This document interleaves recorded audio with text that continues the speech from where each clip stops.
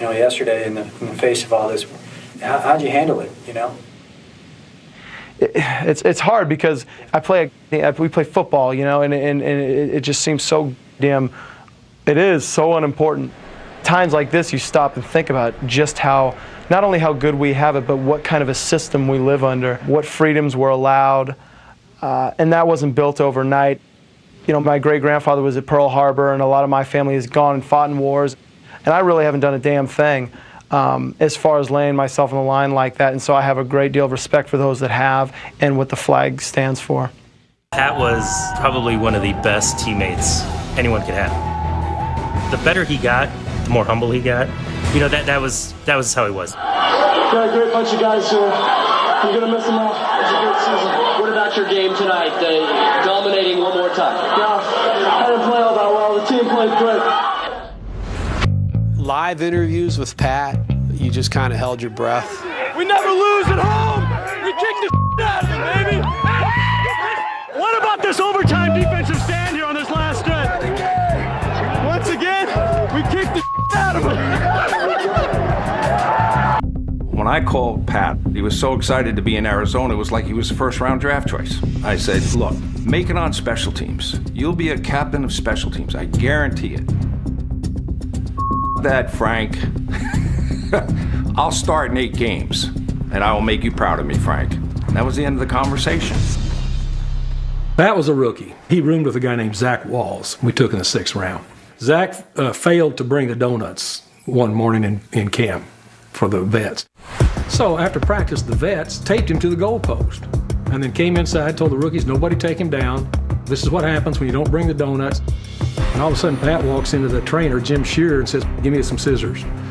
Gets some scissors, starts walking out. Now the rookies are sitting there wide-eyed, and the vets are looking at this dude, and as he starts walking towards Zach's tied to the goalpost going, Pat, no, just cool, let's let it go, we'll be all right. No, Pat walks out there, cuts him down, strips it off, turns around, walks right back in, walks right through the locker room, sets the scissors down, and not one word was said. Tell me about today's game. I'm not much of a spokesman. That's okay. You're an ASU guy, right? Yeah. Yeah, I understand you hit pretty hard. No, it's not me, different guy. Nice. On a scale of 1 to 10, what would be your ideal performance number? Where you're not over that red line where you get out of control? 8 is what popped into my head. So when you're on the line during the national anthem, that's about 8? National anthem is about a 10, actually. I get fired up for that. I have a patriotic bone to me, so I really, emotionally, I actually let myself go for that. I think you kind of have to not only visualize making plays, but also being successful, seeing your career improve. I set goals, like kind of short-term thing for this year. I have certain goals that I want to do. I don't know what I want to do when I'm 50.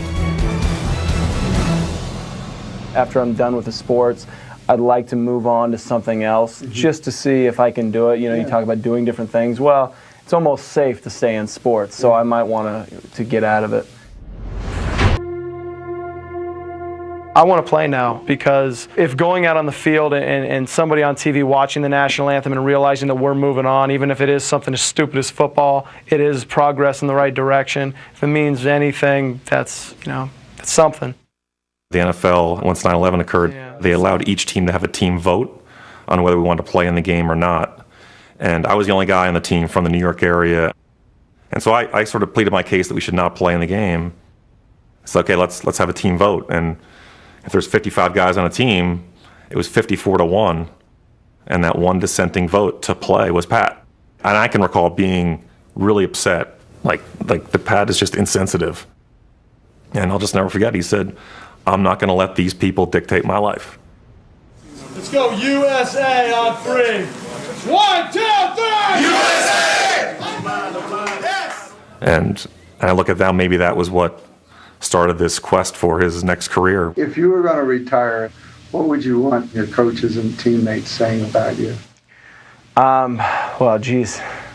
Well, hopefully I'll give them more to say at this point. I haven't been here too long. Passion is kind of an important word for me, whether it's playing sports or whether it's just living or whatever you're going to do. In my opinion, you should be passionate about it, or else why do it?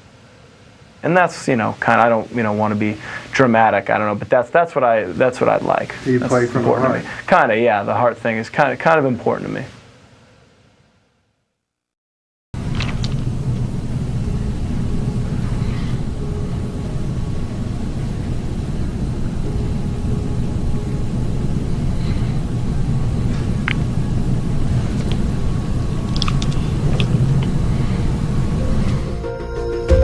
Try that just one more time, and make sure not to kind of even glance up or look around or anything. It's a long ass time to just sit there. Thank you and good afternoon. This is Sam Vaughan for Sam's Sports Report.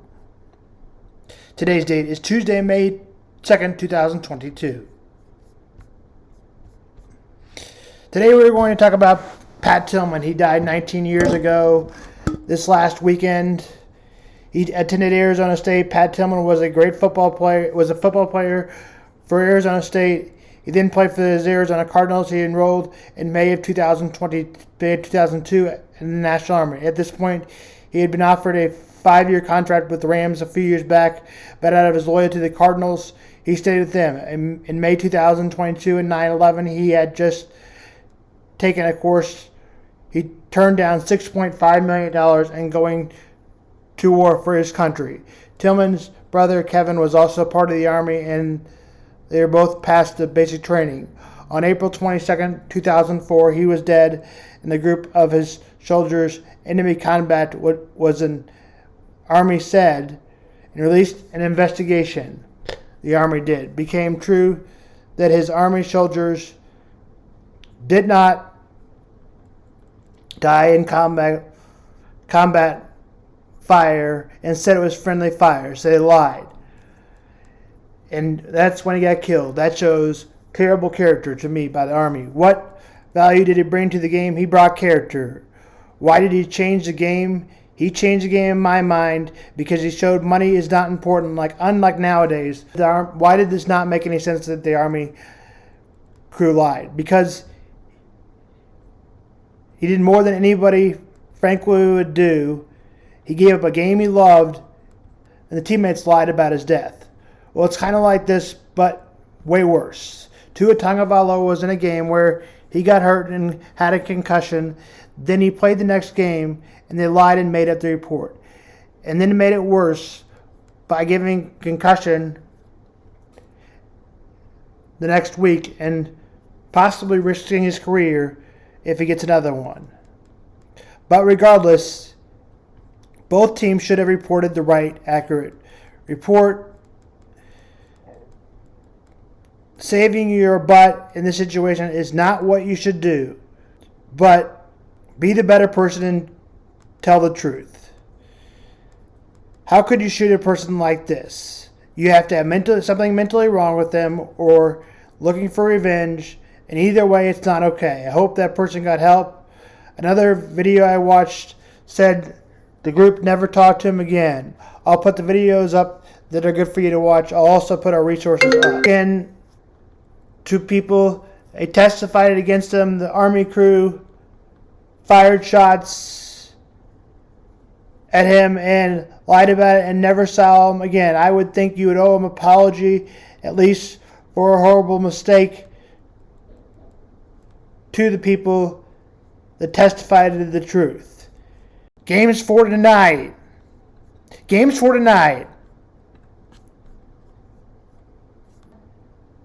2, 1-0, Miami. Game 2, Lakers and Warriors. Warriors to host. Series is tied at 0.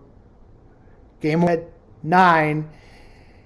And the Heat and Knicks game is at 6:30 Central Time. Playoffs, Boston won the series over the Hawks to advance to play the Sixers 4-2. The Sixers upset the Boston Celtics last night in a big upset, and Hardman played really good, and he scored 45 as he hit a game-winning shot to win the game, and Jason Tatum scored 39. James Harden was unstoppable. Sixers and Celtics ended up playing each other. Knicks won over the Cavs in a slight upset. The number 5 team played the number 18. The Heat pulled up the big upset over the 128-126. Those two series ended on Wednesday. The Nuggets beat the Timberwolves 4-1. Final was 109-112 last Monday. The Clippers and Suns faced off round 1, and the Suns won their series 4-1, 136-100 last Tuesday. In tonight's games, the Heat will play the Knicks. Series is 1-0. Lakers, Warriors, Game 1. 76ers will play the Celtics, leading 1-0. And that's it for the NBA. This is Sam Vaughan for Sam Sports.